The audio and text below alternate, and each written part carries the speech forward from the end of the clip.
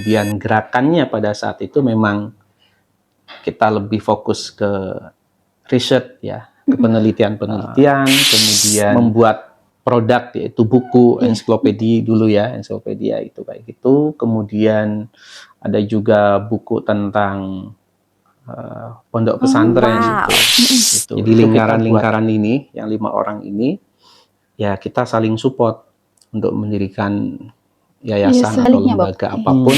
Yang penting kalau dilihat dari sejarah, ya tentunya banyak progres ya, banyak progres itu. Nah, apalagi dengan besar saya memang bagaimana bermanfaat untuk sekitar. Kenapa? Karena password sosial sebuah lembaga itu, lembaga apapun loh ya, password sosialnya adalah dia bermasyarakat, artinya serawung. Jadi mengalir serta mampu menghidupi kepada sesama. Halo Basicers, bertemu lagi di Protean Podcast dengan saya Puji Rahayu sebagai host pada podcast hari ini. Dan tema podcast kali ini yaitu tentang Protean Forward Looking. Nah, hari ini kita akan membahas tema yang sangat menarik, yaitu tentang perjalanan bersejarah dan visi transformasi Protean Institute.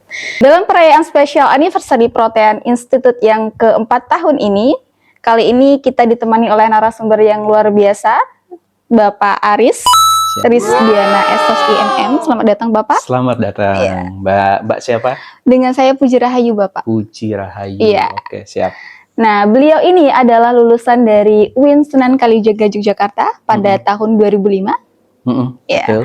Dan juga alumni dari Universitas Muhammadiyah Yogyakarta pada tahun 2010. Betul. Iya. Dan sekarang iya. Dan sekarang beliau kembali lagi di UIN Sunan Kalijaga Yogyakarta, tapi bukan sebagai mahasiswa, melainkan sebagai dosen S1 Manajemen Dakwah ya Bapak. Betul. Iya. Nah, beliau juga adalah tim pengembang Yayasan Karir Protean Indonesia. Selaras dengan tema kita pada hari ini, sebelum kita memasuki podcast pada kali ini, saya akan berpantun dulu nih Bapak. Oh, boleh, halo boleh. Penonton, dibantu iya-iyanya ya. Burung cemara terbang melayang, menjelajah luas samudra biru. Di balik kisah sukses selalu terbayang dari perjuangan yang tak jemu. Tepuk tangan. Di balik setiap pencapaian pasti ada kisah dan perjuangan. Sebagai perintis nih Bapak, momen paling berkesan dalam perjalanan Protean Institute yang membentuknya hingga seperti sekarang ini seperti apa? Mau dari mana dulu nih? Dari sejarahnya boleh sampai sekarang. Iya. Baik. Jadi ada beberapa catatan yang perlu saya sampaikan bahwa perjalanan munculnya atau lahirnya Protean Institute ini memang diawali oleh semangat dari anak-anak muda. Pada saat itu kurang lebih 5 orang, di mana anak-anak muda ini, saya anggap anak muda ya, pada saat itu loh ya, pada saat itu. Anak-anak muda ini kan senang dengan dunia akademik, terutama dalam bidang riset. Pada saat itu kami melakukan berbagai riset dari Jawa Tengah, Jawa Timur, Jawa Barat, termasuk daerah istimewa Yogyakarta menjadi fokus kajian kami. Nah, dari perjalanan riset tersebut maka muncul beberapa celetukan, kemudian beberapa ide muncul. Gimana ya kalau kita buat lembaga? Lembaga itu di mana nanti akan mewadahi ide-ide tersebut. Di situ. Nah, anak-anak muda yang 5 orang itu termasuk saya di dalamnya. Tentunya pada saat itu masih muda sampai sekarang juga. Kemudian Dari ide-ide tersebut, akhirnya saling menunjuk. Siapa yang akan memulai buat lembaga tersebut? Oke. Ya sudah, bahasanya dulu sampai sekarang teman-teman manggilnya Kang Aris. Ya sudah Kang Aris saja. Oh enggak, tak bilangin. Silakan yang siap saja. Terus ditunjuk ke yang lain. Pak Said, oh enggak ah. Terus kemudian Pak Munif, kemudian Mbak Arin, kemudian jatuhlah sama Pak Khairul. Ya sudah Pak Khairul aja. Waduh enggak ah. Enggak, nanti kita dukung bareng-bareng di situ. Nah, disepakatilah yang akan merintis di awal lembaga tersebut adalah ya Pak Khairul. Tuh, tentunya dibantu oleh teman-teman yang 5 orang ini, gitu kan. Mulai dari pendirian, kemudian muncul kira-kira namanya apa ya? Apakah CV, apa PT atau apa? Itu banyak kita bicarakan. Kemudian kita runtut kira-kira yang agak mudah terus tidak terlalu berat apa. Banyak muncul di situ, kemudian termasuk keuangannya dari mana. Keuangan dari mana, itu bingung juga. Tapi dengan modal riset tim kita ini, itu ya sedikit banyak kita punya modal untuk mengurus legal formal tersebut. Maka jatuhlah ke Pak Khairul, kemudian kita dukung Pak Khairul, kemudian gerakannya pada saat itu memang kita lebih fokus ke riset ya, ke penelitian-penelitian, kemudian membuat produk yaitu buku, ensiklopedia dulu ya, ensiklopedia itu kayak gitu. Kemudian ada juga buku tentang pondok pesantren. Itu kita buat di situ. Nah, itu jadi capital kita untuk bergerak di situ. Sampai perjalanan tumbuh nama Protean karena berangkat dari salah satunya adalah ide dari disertasinya Pak Khairul itu kan, munculnya Protean itu ya kita dukung dengan filosofi ya menurut Pak Khairul apa itu kan. Dulu saya mengatakan ini protein apa protean gitu kan. Ya kalau protein berarti kan orang-orang yang ada di dalamnya ya harus makmur, harus sehat, harus sejahtera di situ. Oh ternyata protean dewa apa, wah itu saya nggak tahu di situ kan. Yang penting bagi saya pendirinya ada memaknai filosofinya, kemudian program kerjanya jelas, ya oke, saya dukung sepenuhnya sampai ya hari ini. Di situ. Sampai hari ini. Bahkan dari 5 orang itu semuanya ditawarkan siapa nih setelah saya siapa. Termasuk saya baru 1 tahun. Ya, saya pun disupport juga sama Pak Khairul. Ayo Kang Aris untuk buat yayasan. Maka saya pun punya yayasan namanya Yayasan Ilmu. Wow. Jadi lingkaran-lingkaran ini yang 5 orang ini ya kita saling support untuk mendirikan yayasan atau lembaga apapun. Yang penting itu bisa mengakomodir ide-ide gagasan apa yang ingin dicurahkan ya lewat lembaga tersebut. Gitu Mbak.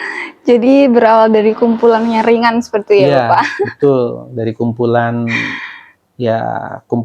kecil, 5 orang di situ bertukar pikiran, ada ide apa, kemudian siapa yang siap dan sanggup jalan, kita dukung. Iya, oke.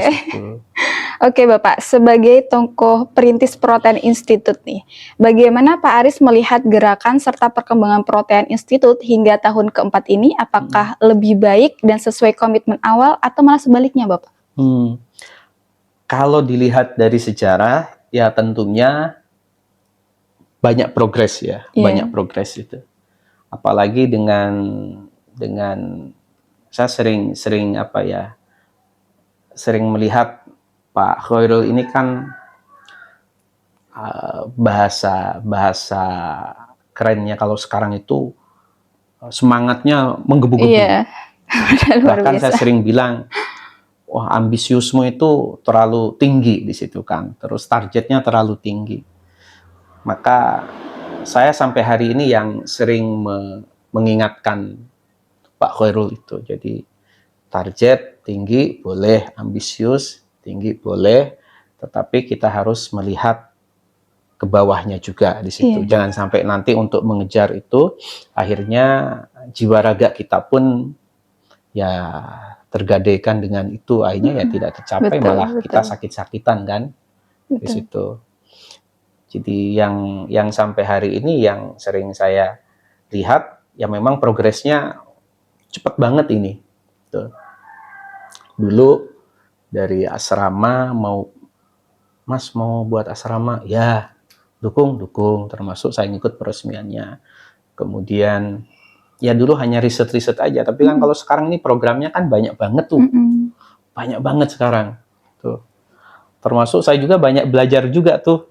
Yayasan saya juga, Yayasan Ilmu, belajar ke institut ya di Protean di sini. Saya banyak belajar juga. Artinya inovasi-inovasi yang dilakukan oleh Protean ini itu ada tahapan-tahapannya. Kalau saya sering lihat itu gini.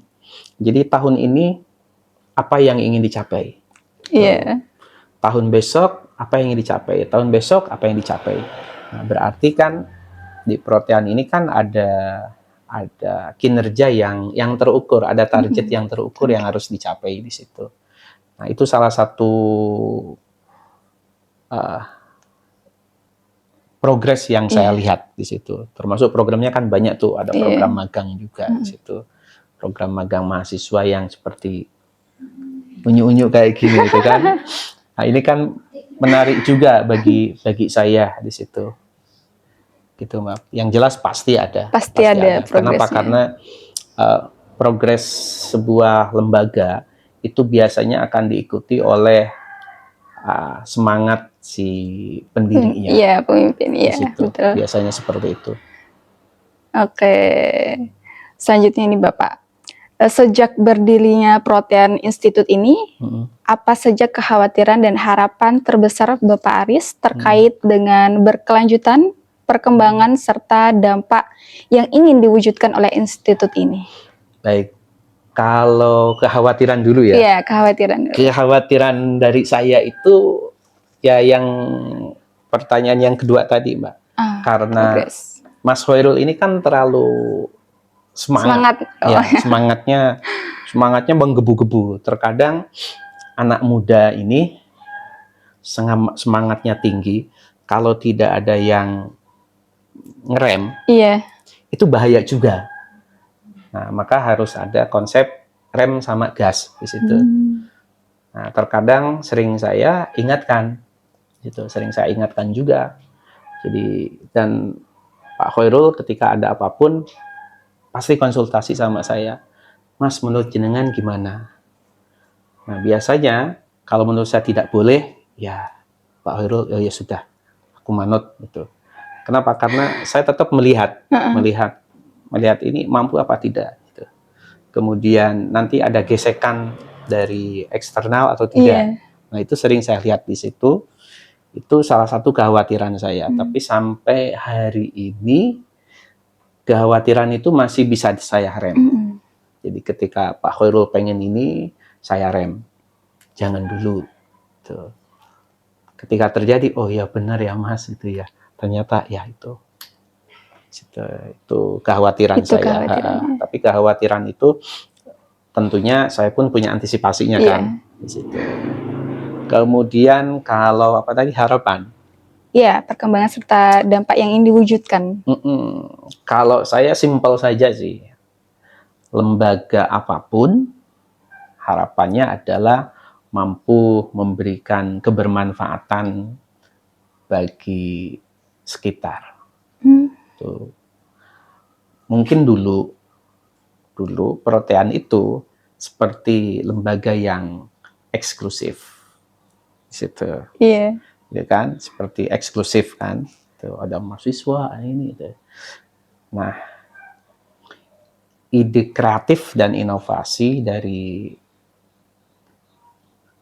Pak Khairul kemudian dari teman-teman magang di sini, itu paradigma itu menjadi berubah. Salah satu inovasi program kerjanya adalah ada program Genius itu, Iya. ya kan?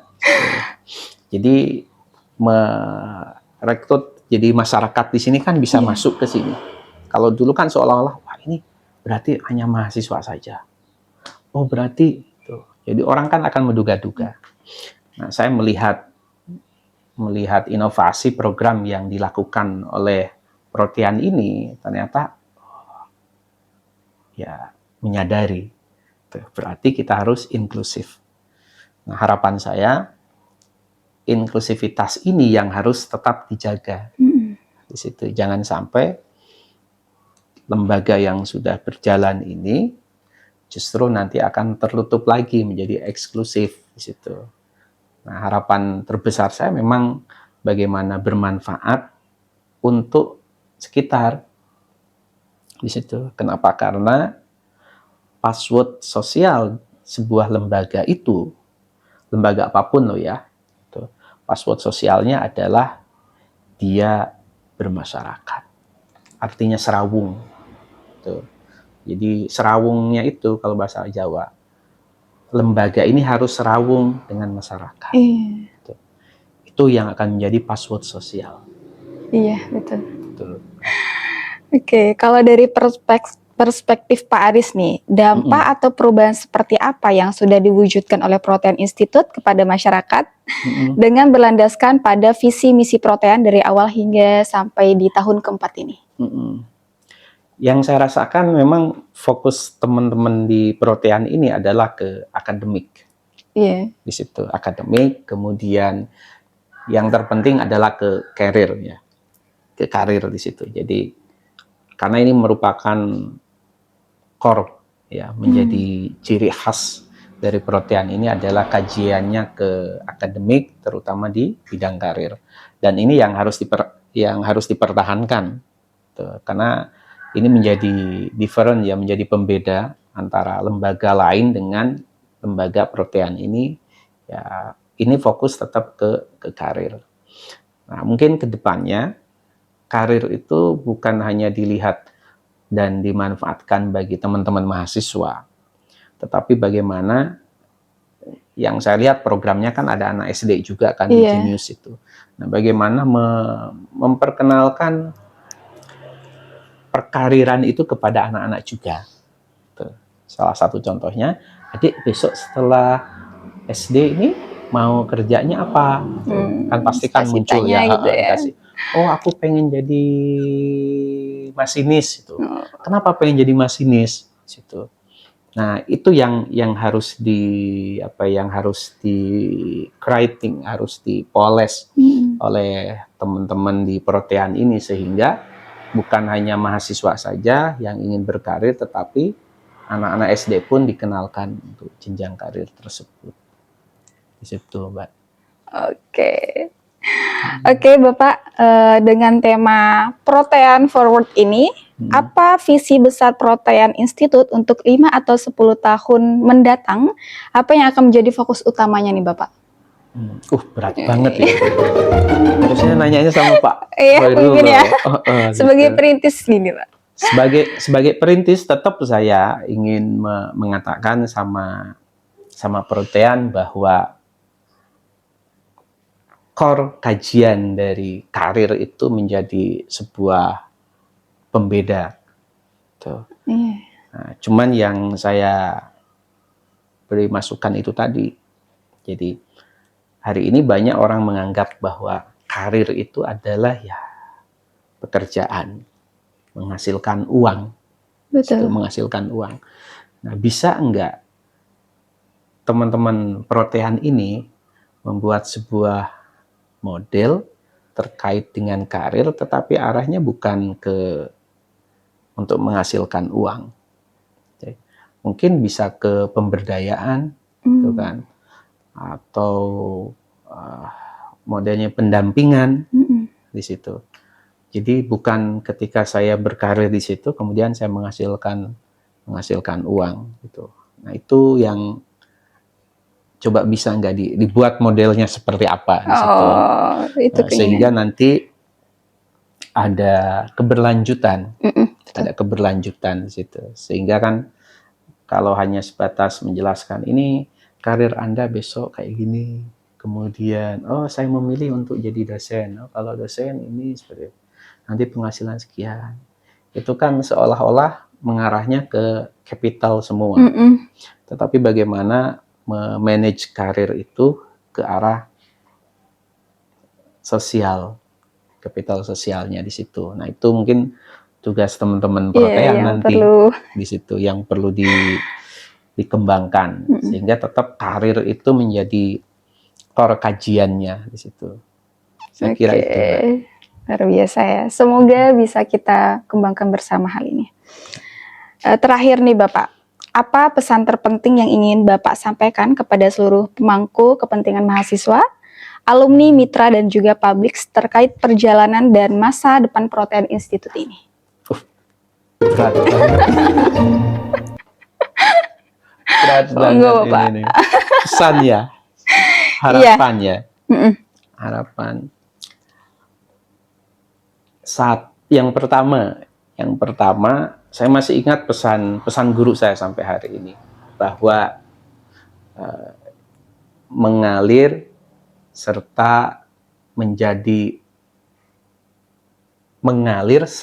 mampu menghidupi kepada sesama. Jadi ya mengalir saja, tetapi mengalirnya itu harus mampu memberikan manfaat gitu ya, Pak? Manfaat gitu kepada orang. Ya kalau dalam konsep agama kan khairunas anfuhum linnas lah, intinya seperti itu. Sebaik-baiknya orang yang beruntung itu ya orang yang bermanfaat, bisa memberikan efek positif kepada orang lain. Nah, termasuk di protean juga sama gitu. Jadi kepada mahasiswa, kemudian kepada mitra juga, ya mari berkolaborasi. Situ, mari berkolaborasi, terutama terkait dengan karir. Mungkin ke depan bisa nggak ada apa tidak karir di lembaga non-profit contohnya. Kan selama ini kan kita banyak kajiannya di lembaga profit. Nah, contohnya ada nggak ketika saya berkarir di lembaga non-profit, saya bekerja di masjid contohnya, ada nggak karirnya? Tuh. Ini kan menarik juga menjadi kajian skripsi atau apa itu kan? Iya betul juga ya Pak. Tuh. Kan banyak orang ngapain jadi takmir? Emang karirnya apa sih jadi takmir itu? Tuh. Iya. Orang-orang tidak tahu di situ. Nah itu kajian-kajian filantropi oleh teman-teman konseling bisa jadi dikaji itu. Karir di bidang sosial itu seperti apa. Maka saya utarakan tadi kan, bahwa jangan melihat karir itu adalah outputnya atau outcome-nya adalah ke finansial, ke capital, tetapi bagaimana sosial itu bisa menjadikan karir juga bagi seseorang. Ya silakan mitra yang lain atau bagi mahasiswa, ya kalau bagi mahasiswa pesan saya, ya silakan manfaatkan lembaga ini untuk mengembangkan skill teman-teman. Kenapa? Karena saya sering bilang sama mahasiswa, setiap mahasiswa itu punya skill. Kan? Tetapi tidak setiap mahasiswa itu memiliki skill. Oke. Maka pesan guru saya juga, skill itu wajib hukumnya, bukan orang terdekat. Karena orang terdekat itu bisa saja meninggalkan kita. Oke, tetapi kalau kita memiliki skill yang baik, yang bagus, yang kompeten, maka tidak ada orang dekat pun ya tetap akan kita jalan. Iya, betul sekali. Maka pesan saya cuma 2 bagi mahasiswa. Orang sukses itu ditentukan oleh 2 hal. Pertama, skill. Oke, saya sering bilangnya skill itu ya, skill. Kemudian yang kedua itu adalah apa? Ada yang tahu? Apa ya? Koneksi. Ya, jaringan. Hmm. Oke. Jadi yang satu itu kompetensi, kemudian yang kedua jaringan. Udah itu aja. Tuh, orang bisa sukses itu cuman itu.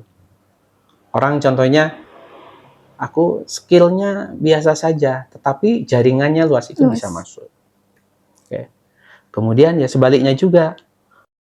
Maka tantangan yang banyak dihadapi oleh Protean itu adalah nyari resources yang satu visi. Tuh, yang satu visi. Jadi buat teman-teman semua, ketika kita mau aktif atau mendirikan lembaga apapun, cari orang yang satu visi sama kita. Kenapa? Karena orang yang satu visi itu, ketika kita mau bergerak itu nyaman. Tuh. Tetapi kalau orang tidak satu visi, itu tidak nyaman. Nah, di mana diujinya? Diujinya adalah ketika organisasi lembaga kita mengalami defisit, apapun ya defisitnya. Entah itu dari keuangan, permodalan, atau infrastruktur apa. Tiba-tiba orang itu akan meninggalkan. Nah, berarti yang keluar dari organisasi ini ya orang yang tidak satu visi. Maka saya sering bilang sama Pak Khairul, karena ini pesan lagi-lagi belajar dari guru saya, biarkan orang itu organik. Tuh. Dari yang bertahan itulah sebenarnya ya yang satu visi. Kita tidak bisa melarang, jangan keluar, jangan keluar. Ya karena visinya sudah beda kan, maka dia keluar. Ya biarkan aja organik keluarnya, tanpa harus kita pecat itu kan, seperti itu. Nah kemudian yang kedua, Mbak Puji, yang keduanya, ini tentang ketika teman-teman nanti sudah lulus contohnya ya, sudah lulus dari proses magang ini, bagaimana biar Protean ini menyebar kan ke pelosok ke seluruh Indonesia. Mudah kok. Tuh. Bagi saya sering pesan juga sama mahasiswa, sebarkan sisi positif dari Protean, walaupun sisi positif itu kecil nilainya. Tuh. Itu saja. Kenapa? Karena dari yang sedikit itu, sisi positif tersebut yang satu itu akan memberikan dampak yang sangat besar. Iya, betul. Di situ. Jadi saya meyakini sampai hari ini, ketika ditanya siapapun, saya pesan sama siapapun, pasti seperti itu. Kalau kita menyebarkan sisi positif, walaupun kecil menurut kita, tetapi itu karena positif, itu akan berdampak besar. Jadi silahkan teman-teman alumni ataupun yang hari ini magang di sini di Protean, ya disebarkan aja energi-energi positif itu, supaya gelombang-gelombang energinya itu menjadi besar lingkarannya. Sebaliknya juga, yang negatif tidak usah disebarkan, tinggalkan aja di sini, di situ. Kenapa? Karena sesuatu yang negatif itu akan berdampak negatif juga. Maka yang negatif lawanlah dengan hal yang positif. Insya Allah nanti teman-teman akan bermanfaat, bahkan nanti akan terkenang juga. Oh, saya dulu pernah magang di mana? Di Protean, di mana? Di Jogja. Insya Allah teman-teman nanti betah dan sampai selesai juga magangnya di sini. Dan pesan saya itu tadi, teman-teman harus banyak serawung. Artinya serawung dengan teman-teman, serawung dengan masyarakat. Minimal kalau dengan masyarakat itu kita lewat menyapa, itu sudah cukup. Karena itu adalah password sosial. Ramah-tamah gitu ya, Pak? Betul. Gitu, Mbak Puji. Oke, teman-teman. Kita sudah di penghujung acara. Itu tadi ya kuncinya. yaitu visi dan misi, dan juga menyebarkan sisi positif dari protein. Terima kasih Bapak. Sama-sama Mbak Puji. Terima kasih sudah mau bergabung dan juga sudah mau membagi cerita dan perjuangannya sebagai perintis Yayasan Karir Protein ini. Dan juga terima kasih kepada teman-teman yang sudah menemani kami dari awal sampai akhir. Dan juga teman-teman online, terima kasih juga sudah menonton kami. Dan jangan lupa saksikan episode-episode selanjutnya di Podcast Protein.